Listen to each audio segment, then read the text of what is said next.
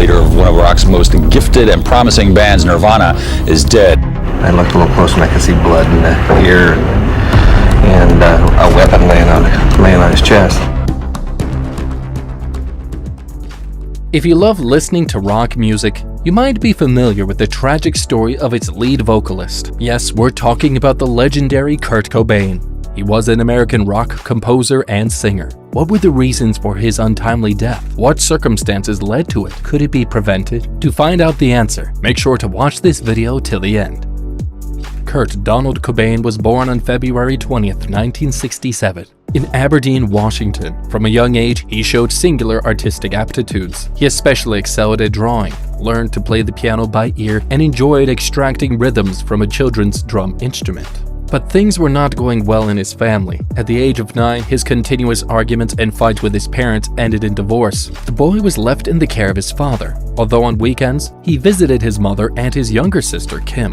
A few years later, circumstances worsened. His father remarried a woman who already had 2 children and tended to take sides with the stepmother and stepbrothers. At the age of 14, his uncle Chuck gave him a guitar. The teenage Kurt took refuge in learning from him. Unfortunately, his first contact with drugs only dates from that moment. Cobain was 27 years old, a rock star with a history of drug problems. Unable to bear the situation, a year later he left his parents' home, wandered aimlessly for a few months, and finally went to live with his mother. He did not find family warmth there either, and he could not stand the new boyfriend with whom his mother lived, who was on the verge of alcoholism. Meanwhile, he studied at Aberdeen High School, where he stood out for his artistic inclinations and became friends with Buzz Osborne, a member of a local punk rock band, through whom he began to become interested in the genre. He regularly attended the performances of Osborne's group called Melvins, and from there he entered the arena's musical scene and established contact with other young fans. As the years passed at the institute and his family environment deteriorated, his addiction to drugs and alcohol increased. For a couple of years between 1984 and 1985, Kurt Cobain lived with friends and sometimes as a homeless person, sleeping in hospital waiting rooms. He was arrested a couple of times, once while intoxicated and another for painting graffiti. Out of curiosity, what is your favorite Nirvana song? Do you think his song reflected all the pain he endured in his life? Make sure to share your thoughts in the comment section below. He was the founder and main member of Nirvana,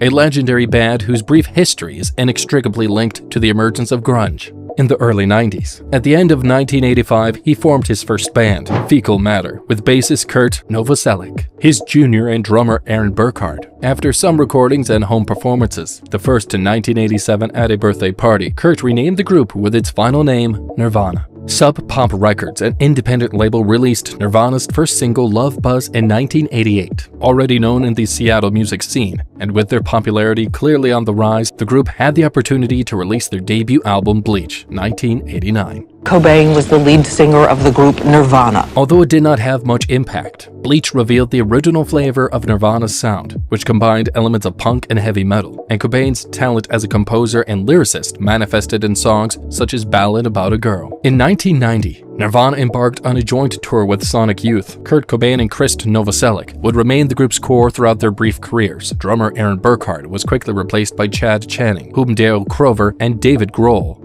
then replaced. Despite his adherence to punk and independent rock trends, Kurt Cobain decided to sign with a major record label, Geffen Records, in 1991. He was dissatisfied with the lack of promotion received from Sub Pop Records, which, in his opinion, privileged other musicians on the label. Thus appeared Nevermind 1991, Nirvana's second album, which unleashed a true musical revolution. Its murky and harsh sound with roots in punk and the fiery guitars of heavy metal signaled the birth of a new genre of rock, grunge. It is agreed to place it in independent rock, which was until then focused on cities like San Francisco and Los Angeles. Grunge has sometimes been seen as a reaction to the hard rock of Guns N' Roses. Others relate their repetitive and depressing guitar sounds to heavy metal and punk, and some highlight that their melodic lines are in reality an approach to pop. Grunge did not differ from other alternative rock trends in its rebellious attitudes. Still, it is worth noting that Cobain's expressive power imposed deeper lyrics, moving between anger, irony, disenchantment, and depressive notes, the result of his complex personality. In any case, the beginning of Nirvana and grunge can be traced back to the massive broadcast on MTV of the video clip for the song song Smells Like Teen Spirit, taken from Nevermind, and its overwhelming success, which the industry and media quickly capitalized on, spreading an aesthetic of unkempt hair, torn or patched jeans, and lumberjack shirts. The songs even managed to overthrow Dangerous by Michael Jackson. That circus, however, was not to Cobain's liking, as he saw the meaning and control of his creations being lost, and he did not tolerate the pressure of success. It was precisely around then that he began injecting heroin.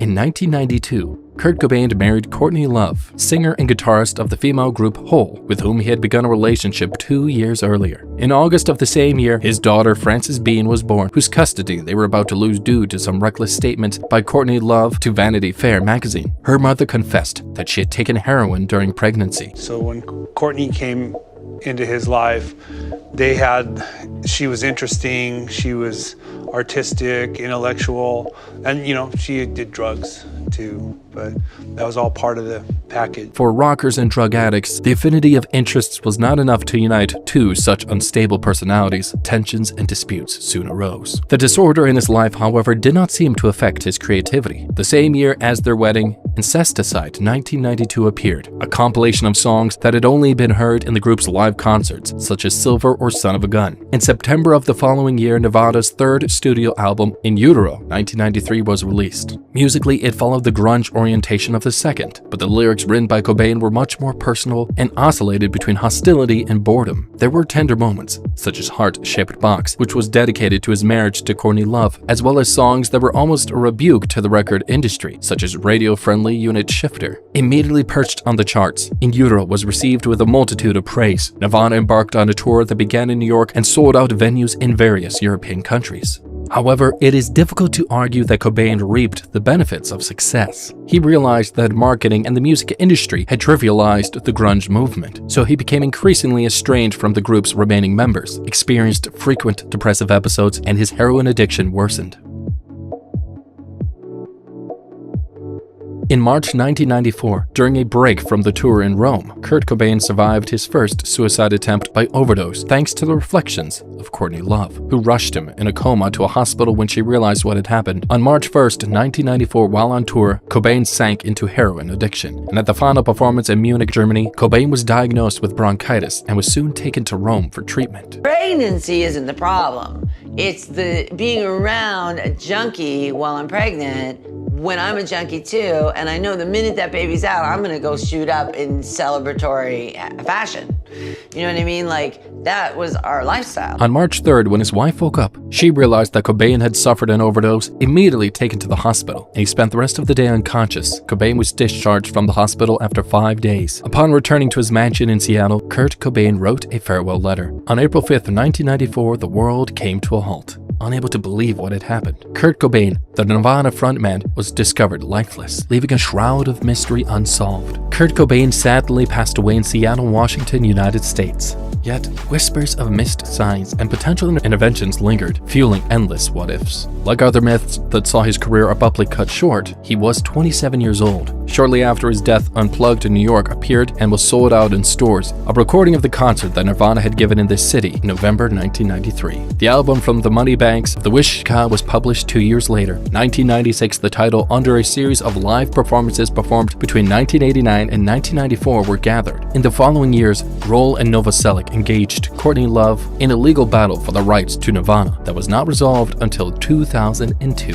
From then on, various compilations were published that included unreleased songs, Nirvana with the Lights Out and Silver, the Best of the Box, among other albums, which kept alive the flame of the legend that they followed. This was the story of the death of Kurt Cobain, a rare artist. He contributed to rock and pop music culture and helped this genre establish itself. If you have another celebrity's death story that you think we should cover, please let us know in the comments section below. Give this video a thumbs up and share it with your friends. And remember to click the bell icon and subscribe to this channel in order to receive updates whenever new videos are added. And we'll see you in the next one.